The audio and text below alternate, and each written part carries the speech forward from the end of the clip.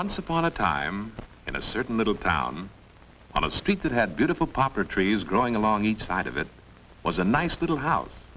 Johnny, who had brown eyes, ears that stood out a little like this, a nose that turned up slightly, that always had a happy smile. I said the mouth always had a happy smile. That's better. Now, as well as having a head, of course, arms and legs and a body, just like other little boys. And when they were all put together, Johnny looked like this. Well, now that you know what Johnny looks like, I know you want to hear about a very peculiar thing that happened to him one day. The sun was peeping in his window and was getting ready to wake him up. But look at that sun. He looks a bit disgusted at what he sees in Johnny's room. And no wonder. We didn't want to tell you this, but Johnny's a terribly untidy little boy. Did you ever see such an untidy room? His mother had asked him so many times to hang up his clothes and put away his toys. And like all little boys, he had a good self who told him the right things to do. And he knew he should hang up his pajamas. But like most little boys, Johnny also had a bad self. And I don't know why, but Johnny seemed to prefer to listen to this bad self, who told him, "Don't be a sissy. Throw your pajamas on the floor." And the bad self won. Too bad. Now, of course, the bathroom's nice and clean and tidy. Johnny's mother keeps it that way. But does Johnny help her? Well, not exactly. But his good self tells him he knows he doesn't have to have fun that way. It makes his mother very unhappy. And good self might have won his argument if that bad self had not come up with the old argument. "Ah, don't be a sissy," he told Johnny. "Make all the mess you want. And why? Just splash a little water on yourself and dry it off. Nobody'll know the difference. And what's the good of cleaning your teeth? Unless, of course, you could have some fun with the toothpaste." But wait, cried good self. Stop. Just look at the mess you've made. You'll get worse and worse. If you don't mend your ways, you'll turn into a pig for sure, just as your mother said. "Pig," snorted Johnny. "Ah, don't be silly." But even as he hurried off to breakfast, his hands and feet became little pig's trotters. And though good self knew this was bound to happen, he was very sad to see such a nice little boy making such a pig of himself. Of course, bad self was just tickled pink, another one over on him. As Johnny rushed into breakfast, he had no idea that his hands and feet were, you know what. But then why should he? With table manners like this. His mother, of course, was most unhappy to see him slurp and spill his food this way. But Johnny paid no attention to what she said. He thought he was a regular fellow. He had the mistaken idea that being neat and well-mannered was like being a sissy. That was why when his good self popped up to remind him that all this bad behavior was going to lead nowhere, Johnny gave him an argument. "Ah," said Johnny. And of course no polite little boy says "ah" in just that way. "Ah, I don't want to be polite. I want to be a ball player or a soldier." "Well, you won't be either one," said good self. "You'll just be a pig." This pig business was beginning to worry Johnny, and for a moment he began to wonder if he'd better change his ways. "Don't be silly," said bad self, popping into the picture again. "What does it matter how you eat as long as you eat plenty to make you strong?" Now that sort of reasoning seemed to appeal to Johnny, and he continued to eat as rudely as ever. "Be careful," said good self. "You're going too far." "Ah, hurry up," said bad self. "Show him you're boss around here." Then Johnny licked his plate and wiped his mouth with his sleeve. "He's getting to be more and more of a pig," murmured good self. This, of course, was just what bad self wanted. He knew he could get Johnny into even worse trouble if he could just get good self out of the way. Look out! Too late. As soon as Johnny got outside the house, he ran as fast as he could to the baseball field. And as he approached the field, he saw that the game had already started. This made him very angry because his bad manners and his rudeness had, quite naturally, made him also a very selfish little boy. "Give me the bat," he said to Tommy. "I want to bat first." The other boys could hardly believe that one of their friends could be such a bad sport and such a bully. "Don't be a pig," they called. "See, even your friends think you're a pig," said Good Self. "And no wonder. Snatching the bat away from little Tommy is the most terrible thing you've done yet." "Ah, why not take the bat?" shouted Bad Self. "You're bigger than he is, aren't you?" "Right," said Johnny the pig. "Let's get on with the game." But the tale doesn't end here. "Play ball!" shouted Johnny. Mickey threw a fast one. Wham! And the ball sailed through the air. As Johnny ran, touched first base, and rushed on, the ball was thrown into Billy, who caught it on second base. "You're out!" shouted Billy. And Johnny was out by a mile. But Johnny didn't like that. He didn't want to be out. "I'm not out! I'm not out!" he screamed at Billy. Poor Billy just blinked. Anybody could see that Johnny was out by a mile. Billy started to explain it, but he just got pushed around for his trouble. Well, that was more than the other boys could stand. They were all good sports, and like all regular fellows, they couldn't stand a bully or someone who wanted his own way all the time. They told Johnny he was a big bully. "You're nothing but a pig," they said. Naturally, they wouldn't have anything more to do with him. "Would you?" "Humph," said Johnny. "They all say I'm a pig. They're crazy." That's what Johnny said. But do you think they were crazy? Bad Self laughed and laughed as he saw what he'd done to Johnny. Good Self decided it was time to do something about it. As for Johnny, he began to feel pretty unhappy. All his friends had left him, and he had that empty feeling that everyone gets when they've been terribly selfish. There was nothing for him to do but go home. On his way, he passed a farmyard where there were some little pigs. He couldn't stand the sight of them. He hurried on his way. He had no idea, of course, the pigs were following him until, "Oink, oink," they said right behind him. "Shoo, shoo," said Johnny to the pigs. Go on home." But the little pigs just stood there and smiled at him. They thought this was fun. They'd never seen a pig with clothes on. Johnny was pretty worried by this time, so he started to run. The pigs ran right behind him. So he ran faster. And the faster Johnny ran, the faster the pigs ran. So Johnny ran still faster. He'd never run so fast before. Puffing and blowing, he arrived at last at his home, swung in the gate, and slammed it shut.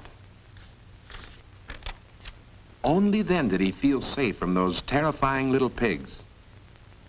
In the garden, he found his little dog Rover, lying asleep under a bush, waiting for him. Johnny smiled again.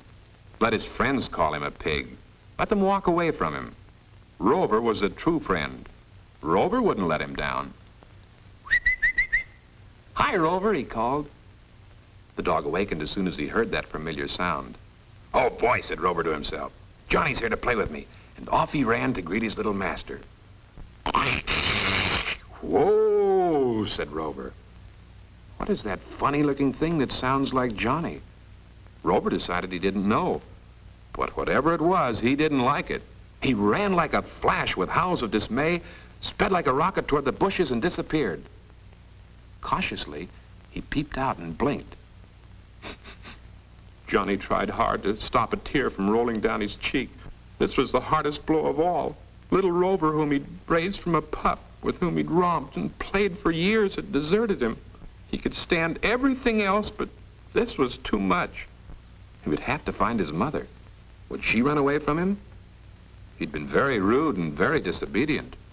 Yes, he'd better see his mother. On the way through the hall, Johnny passed the mirror. Huh? Who was that? Who was that funny-looking creature? He looked at it this way. He looked at it that way. And he looked at it the other way. "Oh, it's me, Sovereign Catfish! Ma! Ma!" he yelled. Now he really had to find his mother quickly. "Oh, Mother, Mother," he said, "I've turned into a pig. No one will have anything to do with me, not even Rover. Oh, Mother, I've turned into a pig." "Well, of course you have," said his mother. "You've turned into a pig because you preferred to act like one." "I didn't want to be a pig," said Johnny. I just don't want to be a sissy." "So that's it," his mother said. "You're afraid of being a sissy. Well, just let me show you something." And she turned on the movie projector. "Do you know who those men are?" asked Johnny's mother.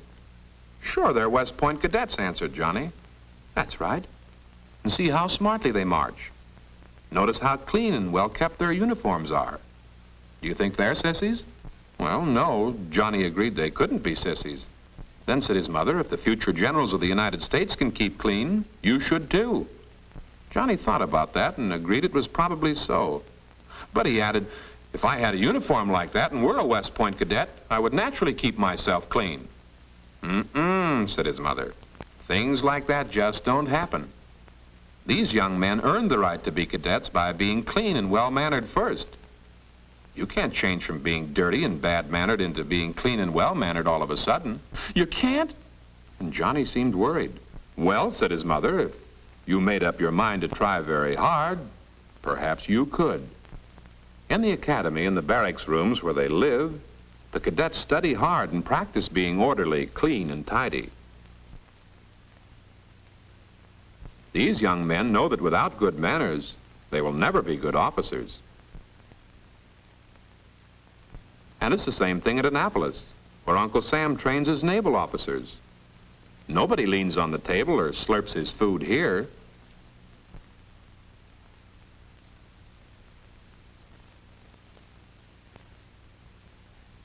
Here's the Navy football squad. But good manners are not forgotten on the playing field. The men learn to tackle hard and to tackle fairly.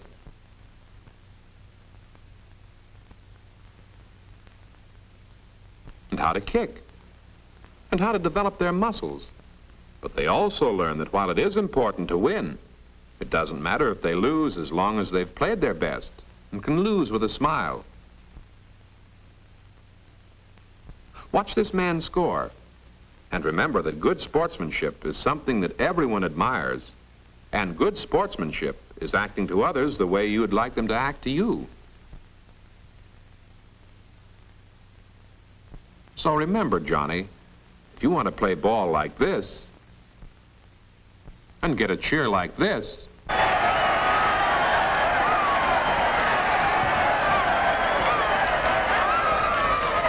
play fair, play for the team, and never, never act like a pig. "Oh, boy," said Johnny, "that was a wonderful movie. Now I know exactly what to do." "Well," said his mother, "now's the time to begin then. Because once you've made up your mind to do something, you must act immediately." As Johnny rushed away, you could see that he felt better already. He ran up the stairs as fast as he could and entered his room. "No wonder I turned into a pig," he said as he looked around. Quickly, he gathered up all his clothes he'd left scattered around and hung them up neatly in his closet, just as he'd seen the cadets do. Then he picked up and put away his toys in the toy box. On the way out, he paused at the door to see if everything was shipshape, as the midshipman would say. And as he looked around the clean and tidy room, he felt happier than he'd ever felt before. Suddenly, he noticed that his pig's trotters were once more his own hands and feet. "Oh, boy," he exclaimed, "I'm turning into a little boy again." And he was so encouraged that he hurried even faster to get on with the job. In the bathroom, he hung up each towel in its place, put everything back where it belonged, and yes, sir, he even put the cap back on the toothpaste. "Yes, sir," said Johnny. "I must admit that certainly is an improvement." So he thought it was time to see if he showed any improvement. And sure enough, he could see a lot of changes for the better. Now, nothing could stop him. A fella couldn't become a cadet or a midshipman all of a sudden. He wondered why he hadn't realized that before. At lunchtime, Johnny sat up straight at the table as he'd been taught to do, arranged his napkin properly, and instead of reaching for the food, asked his mother to pass it for him. This time there was no slurping or spilling or splashing of food. Johnny was eating like a little gentleman, and proud of the fact that he knew how to do so. "Johnny," said Good Self, popping up again, "you look more and more like yourself." Johnny grinned as he wiped his mouth with a napkin. "Just remember," continued Good Self, "that any drip can be a pig. It takes a smart guy not to be one." "Roger," said Johnny. And what do you know? His pig's ears disappeared. "Don't be a dope," cried Bad Self. "You're to have more fun taking my advice. Do you want to be a sissy?" "Being polite and well-mannered is not being a sissy," said Johnny. "Listening to you doesn't get a fella anywhere." And he dropped Bad Self into the sugar bowl. "Good for you," cried Good Self as Johnny excused himself and left the table. And just in case Bad Self should cause any more trouble, he jumped on the lid and sat on it. "Well," said Good Self, "that takes care of that." And it certainly seemed to. When Johnny arrived at the ball game, the boys were not a bit pleased to see him. "Hi, fellas," said Johnny. But the fellas hardly said a word. The boys expected trouble. But Johnny went over to little Tommy and said, "Here, use my new bat." Then he went over to Jimmy and said, "Here, try my new mitt." "Well, what do you make of it?" Ted asked Bobby. "I don't know," answered Bobby. "But if he wants to play fair, we'll let him play." As the game got going, the boys were more than glad to have Johnny playing with them. He was always on the job, and he played for the team. But when it came Johnny's turn at bat, a shiver of excitement ran through all the boys. So far, Johnny'd been a good sport. How would he act now? The ball came sailing fast and straight toward the plate. Bam! Johnny socked it with all his might, and the ball went winging way, way, way over the field. It looked like a home run for sure. Johnny went zipping around the bases, and as he passed third base, the ball was fielded. The fielder fumbled with it for a moment, then threw it into home base. And Johnny and the ball seemed to arrive at the same moment. "You're out," shouted Jimmy in great excitement. And this time the boys were ready in case Johnny put up another argument. But they didn't know our new Johnny. "Shake," said Johnny to Jimmy. "That was a good catch. I thought I was safe, but I was too busy running to see. If you say I'm out, I'm out." That's the kind of sportsmanship the boys like to see. And they were so happy to see Johnny a good sport again, they cheered him all around the field. And because he was, they then and there elected him captain of the team. Well, of course, there was no pig left in Johnny, so his snout disappeared, too. "Hooray for our side," said Good Self. "I knew you'd do it." Then Johnny home as fast as he could go, leaped over the garden fence and found Rover waiting for him. Good old Rover was overjoyed after looking like a man, and grinning as only a dog can grin, followed Johnny as he'd always done. "Mother, Mother," called Johnny as he came bounding into the house. "What is it?" she said. "I just want to tell you," said Johnny, "that it's